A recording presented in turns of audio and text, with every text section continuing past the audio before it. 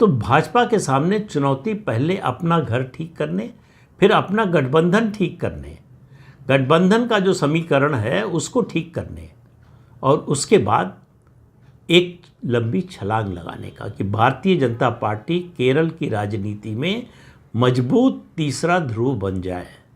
इसकी चुनौती है भाजपा के सामने, और इसमें राष्ट्रीय नेतृत्व का बड़ा योगदान हो सकता है।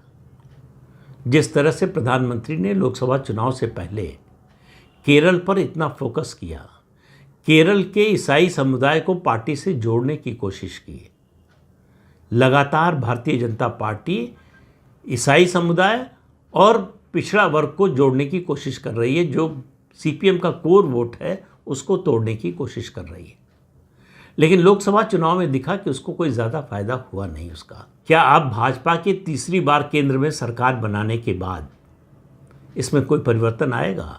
उसके अलावा केरल की राजनीति में कांग्रेस के अंदर की जो कलह है, शशि थरूर के खिलाफ राहुल गांधी के लोगों ने मोर्चा खोल दिया है, और शशि थरूर भी कोई सरेंडर करने के मूड में नजर नहीं आ रहे। तो केसी वेणुगोपाल जो राहुल गांधी के खासम खास हैं, और शशि थरूर के बीच में एकदम सीधी लड़ाई हो गई है।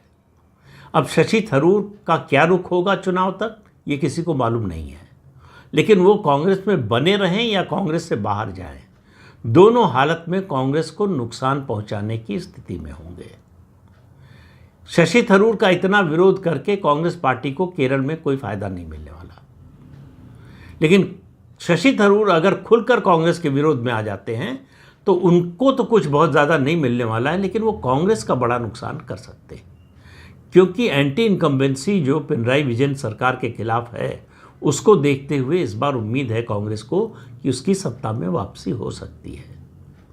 इस सत्ता में कांग्रेस की वापसी के रास्ते में सबसे बड़ा रोड़ा बीजेपी नहीं, शशि थरूर बन सकते हैं। या आप कह सकते हैं कि शशि थरूर ये तय करने की स्थिति में हो सकते हैं कि कांग्रेस पार्टी की सत्ता में केरल में वापसी हो पाएगी या नहीं। लेकिन जो संबंध है कांग्रेस के शीर्ष नेतृत्व और खासतौर से गांधी परिवार और शशि थरूर के बीच में, उसमें मुझे लगता नहीं कि कोई समझौता होने की कोई उम्मीद है। वो जो 30-32 देशों में भारत का डेलीगेशन गया है अपना पक्ष रखने के लिए पाकिस्तान और भारत के संघर्ष के बीच में, उस डेलीगेशन का नेतृत्व शशि थरूर कर रहे थे। ये बात कांग्रेस पार्टी को बिल्कुल पसंद नहीं आई। उसके बाद से कांग्रेस पार्टी लगातार शशि थरूर पर हमला कर रही है, और शशि थरूर ने उस पर कोई ध्यान नहीं दिया।